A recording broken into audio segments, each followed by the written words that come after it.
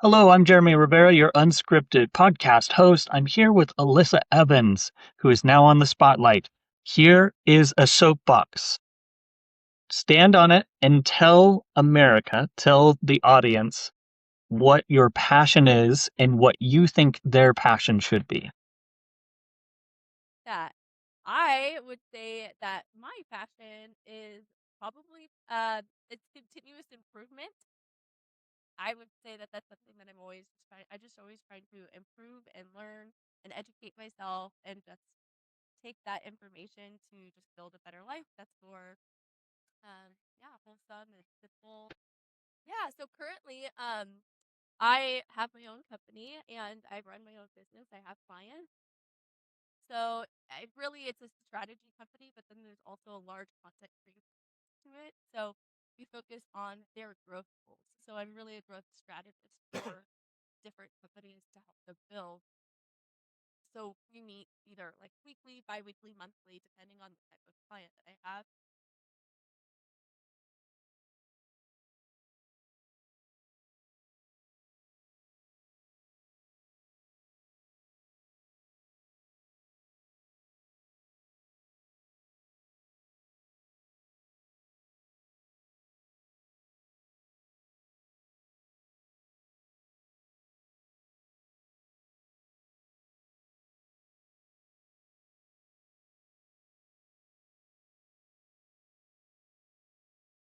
Really focus on one, certain goals that they have, and then I have to come up with a strategy and plan.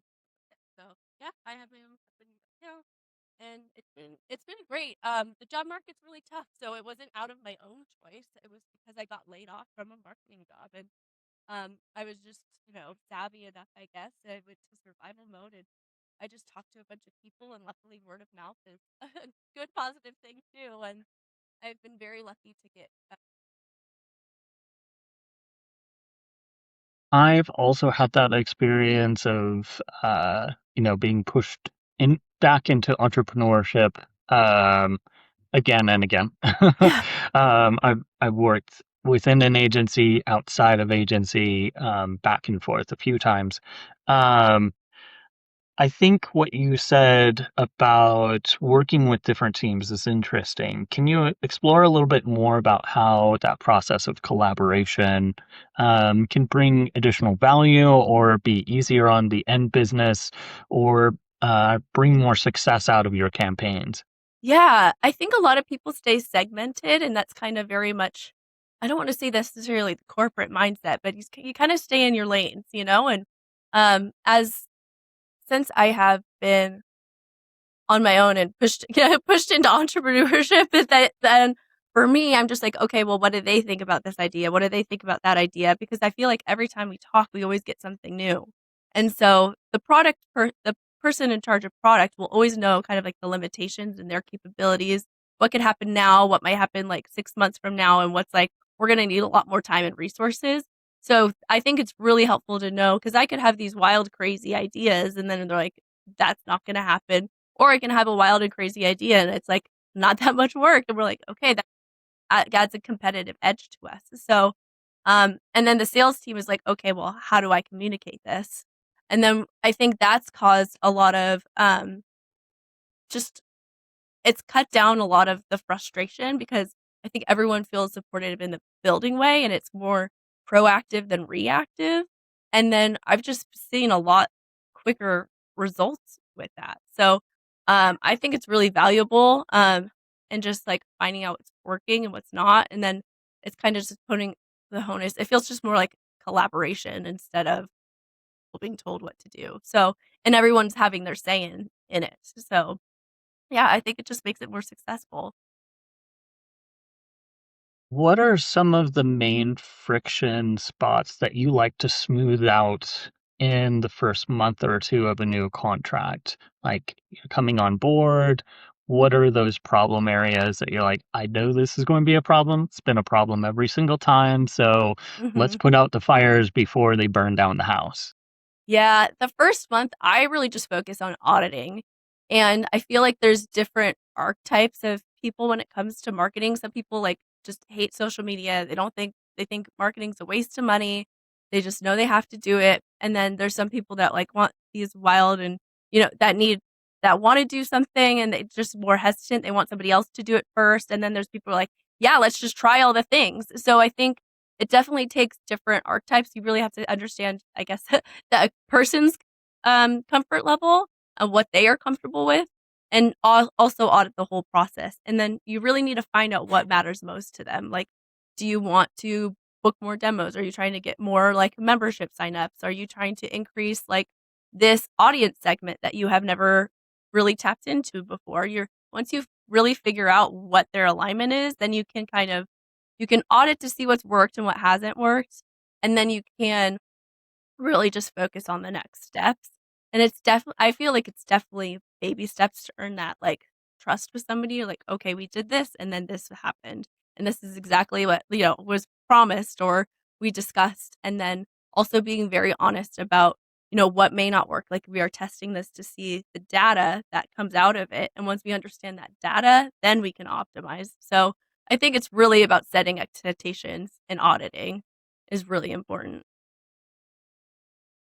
Done a few interviews with SEOs who have fallen into working with a specific vertical or niche. Like one guy, he Mhm. works with home service businesses, contractors building sunrooms.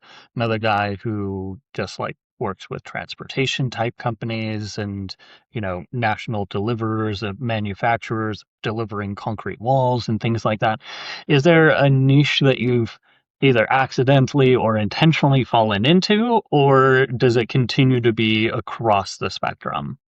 Yeah, it's mostly like either fintech or real estate tech that are SaaS companies. So I always work with SaaS companies pretty much and some cybersecurity, but it's always been either financial software or it's been a real estate software. So it's kind of given me different edges, but a lot of it's like investors that are looking to get people into their syndications and trying to group raise money for these investment properties or even like ATM machines is a huge investing opportunity or storage units are a big opportunity. So I've helped them translate these offers and these big offers to their audience. So yeah, I've kind of just always been in that world. Um, I was wanting to go into health and wellness, and then I just kind of ended up here, and now I've just been doing this for a long time, and I really like it as well. So it's fun. My own experience with SaaS, in-house for Raven Tools, which is a big competitor to Moz, Hmm. over a decade ago. And I always felt like doing marketing for them, doing SEO for them, was a lot like trying to steer an elephant with six other people on its back. Yeah. And you can go only one way, and one person can really, like, if you're all shouting different commands, it's going to keep going in a direction. Yeah. But if you don't collaborate together, then you can go stomping through some really rough patches. Yes. Would you agree that's a good analogy? That's definitely a great analogy. Yes. It's a and a lot of people don't understand it, and I mean, that's okay. I feel like, there's kind of these memes that come out with marketers of like 50% of your job as a marketer is explaining what you're doing with your job and justifying it.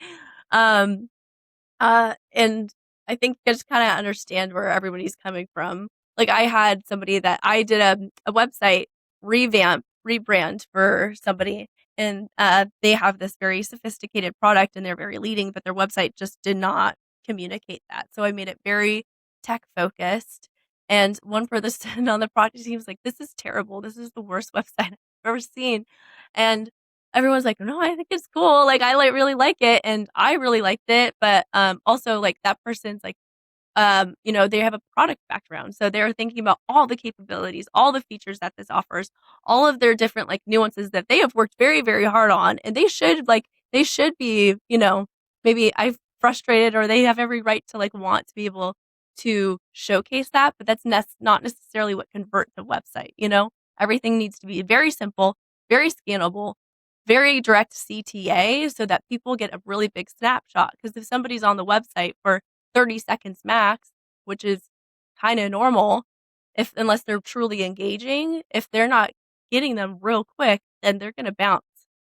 So I do believe, like, I totally understand where that person was coming from. And so we were able to weave some waves through like blog posts and just like different footer pages to have more information on product. But it's not what converts. And, to this, like, they've doubled their website traffic in the past 6 months. So it's like, I know it's working. So, um, yeah, like everyone will have an opinion, and they are valid in their world, but you also have to, there's so many moving parts that you have to just to kind of stand your ground, and then the data will come later, and then you could just be like, see, like, here it is. I knew what I was doing. It can be difficult working with SaaS because you have a pace of innovation. You talk to you do real estate. Real estate is going to stay the same. The process is like 90% the same. Maybe some of the small details in the software might change over time, but Mhm. largely house sells buyer. But Mhm. with a SaaS, you have a moving target of this set of features that is, the promise is either a return of time to the purchaser of that platform, or ease of use, or enabling their business to do more, or reducing their costs or overhead. But what you're offering, you if your SaaS does not change its features over Mhm. time, it will die. Mhm. So Absolutely. Yeah. there's kind of a release process slash marketing slash satisfaction cycle that underlies SaaS, which is very different from somebody who's they're building sunrooms. They're going to build the same sunroom style. Maybe it's going to change a small bit, but for a large part of their business, they're just going to repeat the same thing with different people. But the product on a SaaS that you have to deliver is constantly moving. How do you best grab that and use that to your advantage instead of rolling the boulder, instead of getting the boulder rolled over you? Yeah. That's a really good question. But there's so many moving parts, and a lot of, like, every product right now has to have like a tech or an AI aspect of it. And every product needs, some sort of leading. We're the first to do this. And the consumer levels, they're moving at a snail's pace compared to product. And they're not, I guess, they're not as active in what it is. Sorry. But she, the, okay. So I think for product, I think it's really just like, one, you need a change log. You need to make sure that you're putting all the changes that you have on your website. You're keeping your consumer updated. Sorry, can you hear her? I know. Okay. It's okay. Okay. I was just with my husband, but um, the that was really important. And then also for product, you really need to communicate what it is and the action that it's going to take up of somebody's time. So you really need to communicate what is the problem that they are solving so that it is completely resolved.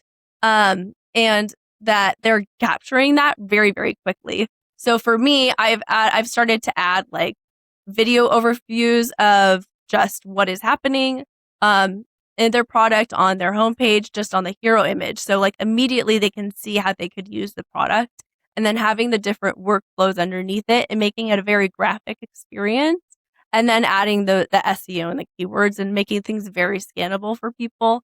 And then just, yeah, communicating with them.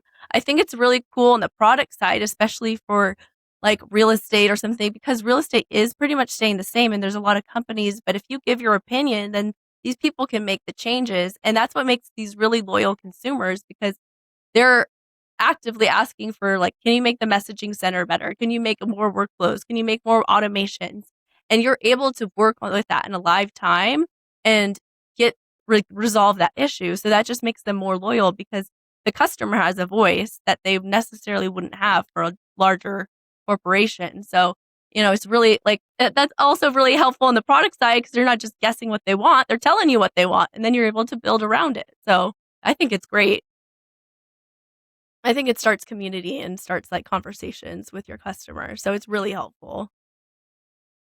I agree. I think, that having a feedback loop to your community that you're reaching out to is going to continue to grow to be a more important process in marketing. Um, because we are going to, I mean, we've already, over time, we've lost some of the fidelity of our data, right? Of Mhm. like gauging, externally, uh, first search volume, isn't as clear of a signal towards intent as it once was. And now we have AI tools that are coming in and muddying the waters and giving very little information back as far as the actual intent of the end audience. So I think having an internal process where you're able to s- get feedback from your customers, whether they're current customers or potential customers, so that you actually build something that's going to continue to solve the problem. Actually, be the grease for the find the squeak. As my friend Matt Brooks of SEO says, find the squeak, be the grease. Like figure out what that problem is so that you can solve it. Um, what are some of those feedback solutions that you've tried out and their upsides and downsides? Yeah, I think yeah, talking to your customers is really important. I think um what I've seen that works well with some brands is that they just kind of have like their I don't want to say like top performers, but like their account manager like really um, gets along I don't know, gets along or just, like, really has open communication with some of their customers, and so some people you're just, like, closer because maybe they share more or they're just more open, and that always, like, starts a conversation, and so I think if you kind of have those, like, star players of, like, who your, like, MVP customers are and just getting that feedback loop is really helpful. Um, I've kinda seen it, like, burn in like either like a webinar or it could be like if it's like a Slack or Reddit community, I would say that's not the best way to go about it. I think asking in an email is great, just doing like a certain poll like what product or email back, what you think. So I've seen stuff like that that's worked really well. And then there's this one company, it's actually an SEO, a brand that helps with SEO. It's called Searchable and they have a Slack community that is for their customers. And so if there is like a tech problem or if they're having like a product issue, then like the person on the product team will literally like message you on Slack and get back to you. And so I thought that's really cool because they're building in public. Yeah, They launched in November. I've been in this Slack group and it's been very like hands on and now you just kind of feel like part of the company. Like people will give feedback and then it's like worked really well. So, um, I think that they're doing it great, but I think growing in public is kind of where people need to go because there's so many options out there. It's so easy to switch that I think once if you really start to talk to your customer, like they're building the product with you, I think you will just be much more successful. love that. Yeah, I can see, there's upsides and downsides to that level of transparency. If you don't have the bandwidth to reply quickly to Mhm. problems or have people who are tied into that, that could quickly go sideways. But I could also see the benefit of, having those faster communication channels. But I would say underlying under that, definitely, um, interaction with your sales slash customer support. Like if you've got one-to-one management, like as the marketer, talking to those people that are in those accounts to figure out, okay, what are their concerns? Not always promising necessarily to fix them, but understanding, the end client through the filter of, those account managers, if that's the model, Mhm. or handholders or community, um, because community, it can become its own marketing channel, can it? Like the people that interact and receive something positive through that community experience. Well, that's just word of mouth 2.0, right? Oh, okay. Yeah. Yeah, I agree. Sorry. Ah, yes. So what are the things that you're concerned about in marketing and SEO, in the digital marketing space over Mhm. the next year? What are your big warning signs that are flashing that you see on the horizon? Yeah, this is I mean, it's a big one. I think there's uh, auto blogging and anything that is like auto like ChatGPT generated is not working with SEO, and I think that's been a very common thread. I would say like the past 8 months that a lot of people are trying to start fixing their website from these auto generated AI content that's not helping them. It's not getting the point across, and I think there's just too much like it's copy and paste almost everywhere. So people are really looking for things that are more creative. I think blogging is going to take a huge. I've noticed a significant change in how much blogging um, has increased just organic traffic by making it more searchable with these GEOs. So, making sure that when you are blogging and blogging consistently, like it's in the past, like they're looking if they have new content in the past 3 months. So if you have old content, that needs to be updated. Like it is dead. It's not being crawled. You need to update anything from the past. And anything that is new, I think it needs to be formatted in the way that these chat GPTs and other LLMs are formatting their research. So you are making yourself more crawlable. So it's not necessarily if you're being found on Google, it's if you're being found on these um, LLMs. And so making sure that you show up in the AI summary is very different than showing like ranking one on Google now. And that's still a top one because people are asking these long tail keywords. They're asking ChatGPT long questions. And so you can't just do one or two words anymore. You have to do these phrases that people are looking for.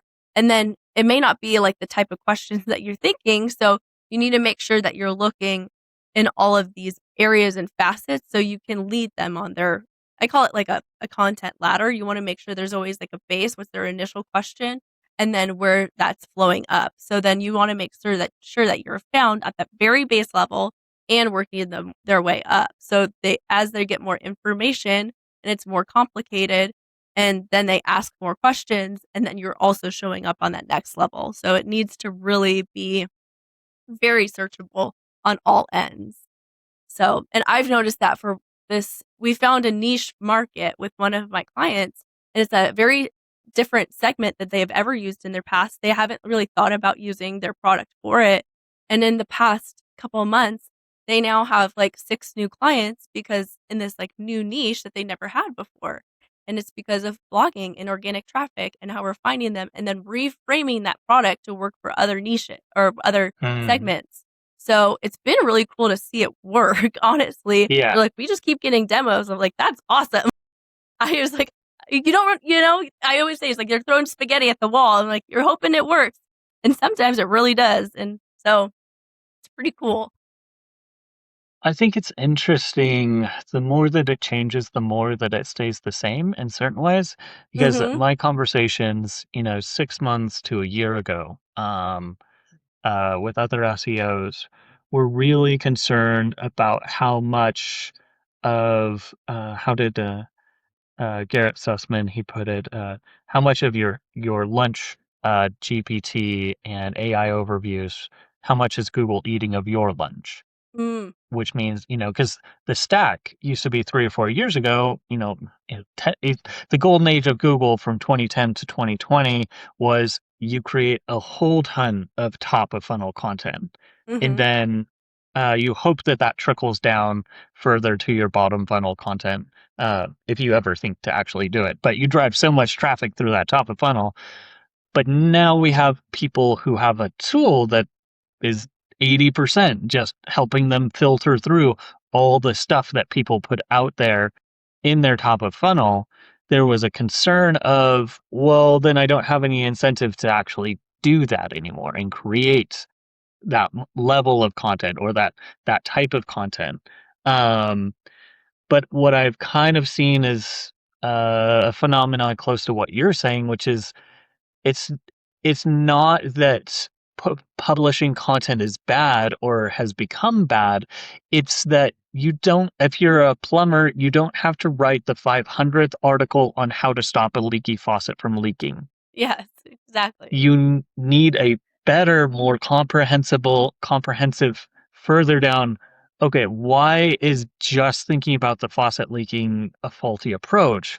We're going to redo your whole plumbing system to save you money, or getting deeper than just the surfacey, because we don't need, 5 million articles from every uh, uh, plumber in the world solving the problem of how to solve a leaky faucet. Google's going to choose 10 articles and show them at the top. GPT is going to choose apparently a different 3 every single time. The repeatability factor of showing up in ChatGPT is wild, because I think it was Rand Fishkin. He just did a study and had 100 different people do the same query a number of times to see how the results shifted and changed, and it's wild. It's very like a very small repeat number of results coming back up. Like if you're Wow, in interesting. in that selection, you'll come up, but it will change. Like if you repeat that search again and again, it will give you different results each time. And then everybody starts with a different result and gets different results over time within that lexus of content that will appear. Mhm. So um that kind of randomness, it's counter to SEO's SEO's desire to fulfill CEO's desire for sustainable data, right? Mhm. CEOs want to know what their market potential looks like, and so they want tools that measure that. Mhm. So that's why we have, 250 people creating the same AI visibility tool, but we can't predict that the way that we could reliably predict or rely on, Google search volume information from their API based off of their ads on those, because the LLMs they're just making stuff up again and again, and there's a much lower repeatability factor that you can rely on. So maybe you'll show up one time out of X number. Is that visibility or not? Does that satisfy the itch, or is it more about, okay, I just need to know if I show up at all? Do I have enough clout to appear? Am I relevant enough? And then I can focus on fleshing out the answers to those questions at the bottom of the funnel more often than at the top. Because, GPT has its training data. Talking with Jason Bernard of Collegium, he's kind of defined the process of, hey, they have a training data set. You need to supply the stuff that's outside of the training data set that's showing up in rankings that they go and if they don't have the answer, they're going to Google it. Yeah. Like, like at the end of the day, a large part of the research that they're doing, it's a wrapper for Google results or Bing's index. Mhm. I know. Oh, yeah.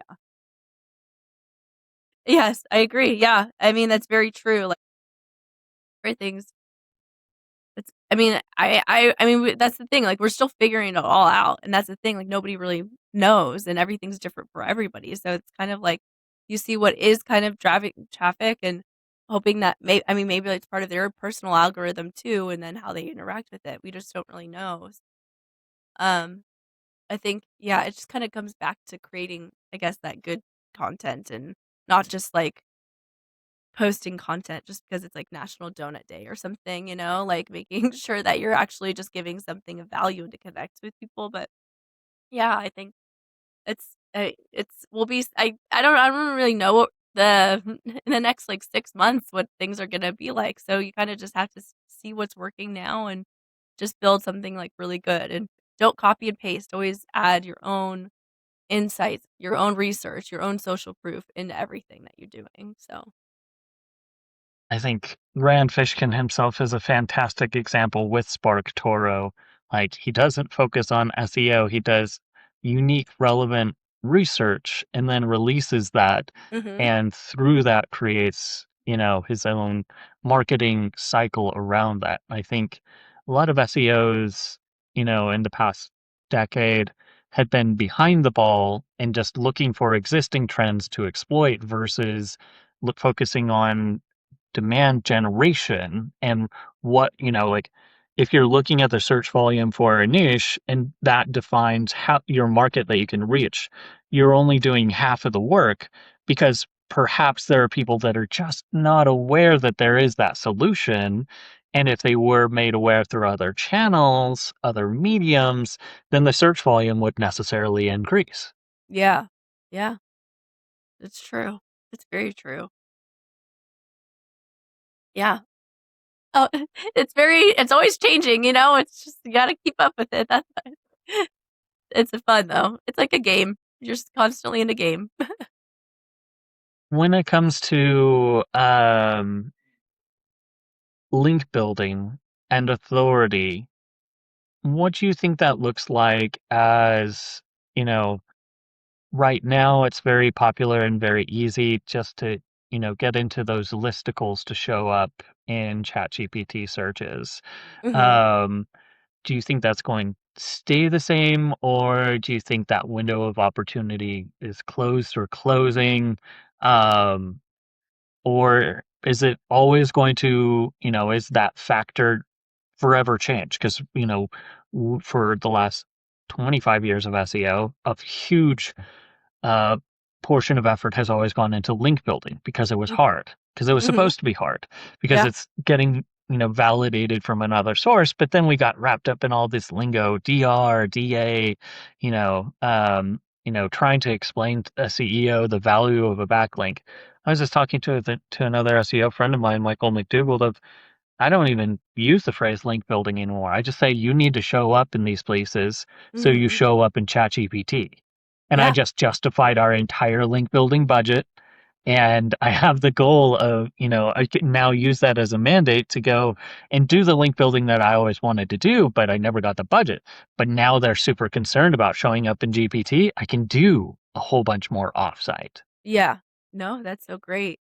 Yeah, and I think, that's why I think that community and, like, just networking is also going to really grow because people are gonna realize, like, it's not like a every person for themselves. But, like, you have to find those people that are your non-competitors in your space and then, like, affiliate with them and find ways for you to cross promote one another or see how you can integrate with one another. Or, even if there's, like, a referral program and they get a certain percent and you get a kickback, like, that builds authority too. And that's why I think that people are gonna want more from their brand, so you really need, like, a voice of the company. I think podcasts are a great way to build authority, like, you're getting ranked usually on YouTube, you have social, and you have usually a website or blog that it's going to, so that's gonna be a great referring links for you, and then the more that you do, and you talk about these certain subjects or, um, niches, you're just gonna become a lot more crawlable with it, so really just like reaching out and connecting with other people for more partnership based opportunities, I think is going to be very, very helpful. So, and I've noticed that more brands are reaching out um to like my specific clients and being like, "Hey, can you update your blog and we'll like you scratch your back or like if you scratch our back, we'll scratch yours and we'll put you in this blog post and if you change your ranked list to this." And it's starting to be a lot more common now that people are kind of going back and forth with people to just guest blog and share so that they can get more authority to be searched better. Brilliant. Any final thoughts as we wrap up? Make sure to mention where people can find you if you're Yeah. on a particular social network or have a site or resource that you want them to check out. Go and shout out. Awesome. Yes, I have all of my information is at growyourstrategy.co. I'm on every single social media. It is Grow Your Strategy. So I definitely am heavy on focused on SEO and just personal growth. But yes, and so I am also launching a small membership that will be like $9 a month. for people that are building or want some help with their marketing. And it's going to be a huge community of people that will be able to do affiliate marketing with each other. And these small companies find like minded people. And also, we're going to get on a group coaching call every month so that we can just share ideas and think tank and brainstorm one another. So, and help each other out. So, yep, very exciting. My name's Alyssa Evans too. So, growyourstrategy.co. Fantastic. Thanks so much for your time, Eliza. Yeah, thank you so much, Jeremy. It was so fun.